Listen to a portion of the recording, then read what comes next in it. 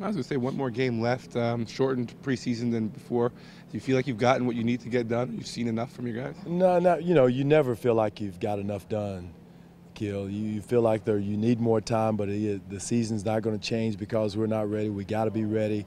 That's why there's a sense of urgency in the air or in the practice gym with the coaching staff, and we're taking steps in the right direction.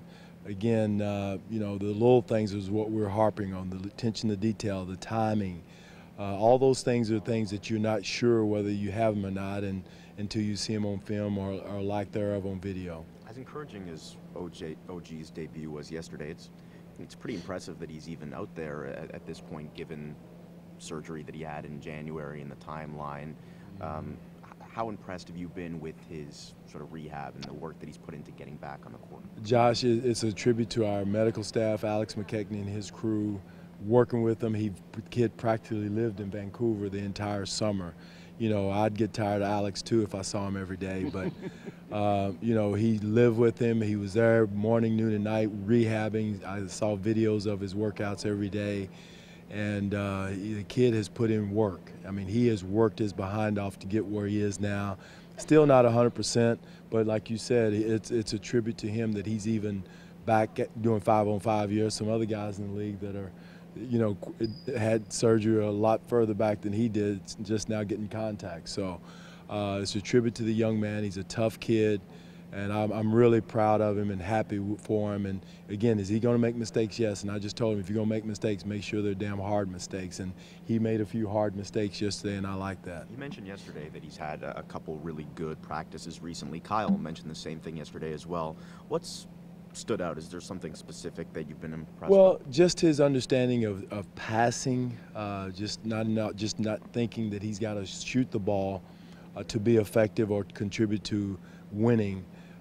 He understands defenses is key right now, his physicality, but also too, he drove in there the other day, kicked it out, on time, on target pass. He made a couple of moves to the basket and finished. He didn't just settle for the three-point shot. So just those reads were really important. And again, that's the main thing with rookies is understanding situations, not over-helping. When the shot goes up, you got to go find a big, strong body. Those guys are a lot bigger than they were in the Big Ten. So all those little things that all rookies have to go through, he's going through it. But again, like the last 3 or 4 days, the light has come on. Are you pro short shorts? I have no opinion. Long as he gets out there and kicks somebody's butt. He can have short shorts, long shorts. I don't care. Kick somebody's butt. You can wear a bikini if you want to. So. What's communication like with him for you? Because for us, it's rather short and abrupt. It's the same, but believe me, there's a computer going on upstairs. Don't let that short answers fool you.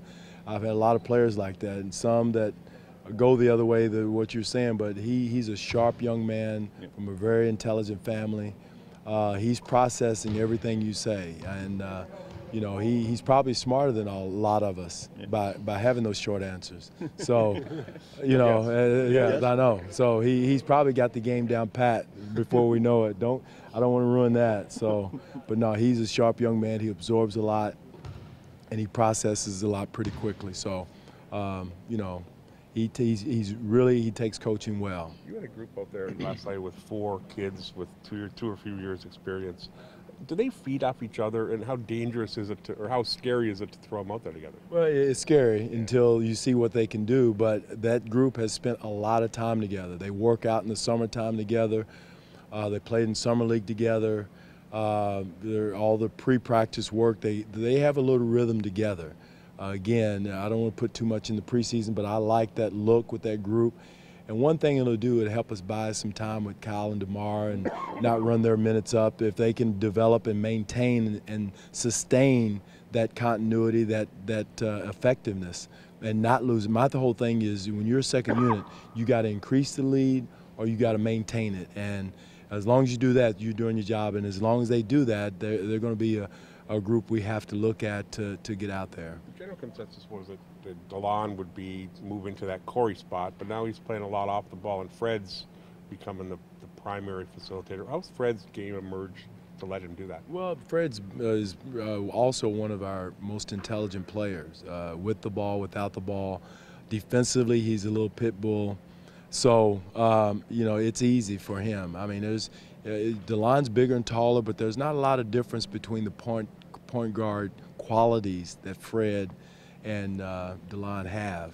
So, Dwane has the length factor going for him, but I trust either one of those young men out there with the basketball, running the team, and then two off the ball. So they have a good thing going. You got the three-point shooting with Fred. Dwane has improved his three-point shooting. So they're good young combo. Kyle, Serge, and CJ combined for 23-point attempts yesterday. I assume you're more than pleased with that, and they have the green light. What constitutes a good three-pointer for your guys without that track record? Well, again, without the track record, like the other guys. Well, again, if I see you making in practice and something is a rhythm shot, it's not some crazy step back three, that's a bad shot. But it's within rhythms, you're spaced, defense has not closed out to you.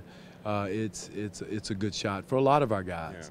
Now again, if you're struggling or if you're not in rhythm or whatever, no, make the next play, make the next pass. So our guys that's the part of figuring it out, Eric. I think that's the hardest part of, giving everybody the freedom and the feel of confidence that they can shoot the three, but yet and still understanding who are your best three-point shooters. Am I a shooter or am I a cutter or am I an attacker first? So those are the things we're recognizing in exhibition. So when OG sort of pump faked, you said you got a bit upset at him because those shots were open. Yeah, he was open, take it. So is it off like rotations or off offensive rebounds? That's the sort of threes you want to see from those guys? Yep, there's no question. And one thing about that is the pump fake, once you pump fake, you've taken yourself out of it. So shoot the first one. You're never going to be more open than you are on a three-point shot on that first catch. And that again, it was a mistake on his part. But again, reading the speed in the NBA game, how fast they're closing out, and just having the confidence to shoot the basketball. Thank you. Do you already have a comfort level in that with that second unit without DeMar or Kyle? We'll see. I mean, it's not 100% yet, but they're close because I've seen it for you, right? Be perfect. Yeah, perfect. And CJ, does he play into that if he's with that second unit because then he brings some experience and then We'll see. Either he or Norm both brings different things to the second unit. But I mean, it's just like you get the Kyle and if you don't have Kyle and DeMar in that second unit, but you do have CJ, then you still have the old head in there. You know what I mean? Well, the old head, Dwane is an old head. He's a 4-year senior. He's older than a lot of guys, so I don't put a lot. They have a lot of big NBA minutes, but I don't think that factors into those. I don't think they get rattled in those two positions, in Fred and Dwane. I think they're cool customers and can handle pressure. What CJ gives them is an outlet. You're going to find a three-point shooter, a guy that can knock down the three regularly, but I don't think the experience factor is a huge plus or minus with Dwane and Fred. Do you have a number in mind for like an ideal number of minutes for Kyle tomorrow? I do, but I want to keep it in the family. Is it getting lower? Can I ask that? Yeah, it's always going. The older you get, the lower those numbers you want. But again, we're here to win, and if other people are not affecting winning, then you got to put people out there that's affecting winning. And I know one thing for damn sure: Kyle Lowry affects winning. So, so if those guys can't produce, then we have to go to plan B, which is making sure that Kyle or DeMar is out there.